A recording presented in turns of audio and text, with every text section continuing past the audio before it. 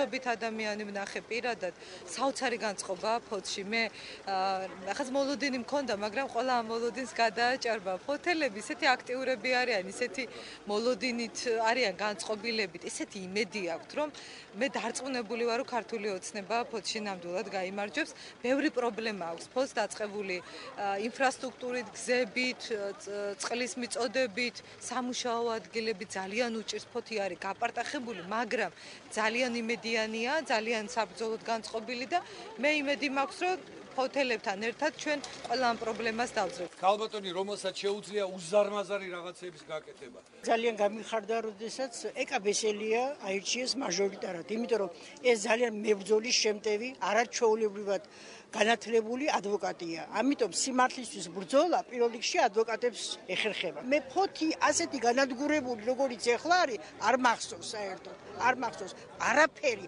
ის ქუჩები, რითაც ამაყობს სააკაშვილი, საერთოდ არ არის ფოთში. ყველაფერი არის ტლაპოში. დღეს ვინც პასუურობს, მაგიერის მოღალატეა. ის კი არა ვინც ყიდის ერთ. ვინც პასუურობს, ისა ერის მოღალატე. აი აქ აქტიურობა ასაჯულდა. ახლა მე მოხუცი კაცი ვარ, ინვალიდი კაცი ვარ, მაგრამ ჩემი აქტიურობა აუცილებელი გონია ამ ბრძოლაში, რასაც ქვია საქართველოს კეთილდღეობა. მივბაძოთ ამ ღვთისმსეულ მოვლენილ ადამიანს, ბატონ ბიძინა ივანიშვილს, ჩემო ბატონო და მხარი დაუჭირო და დაუდგეთ გვერდში და სამართლაც რომ მივახციოთ. დირექტორი და წევრი და რა ვიცი ყველაფერი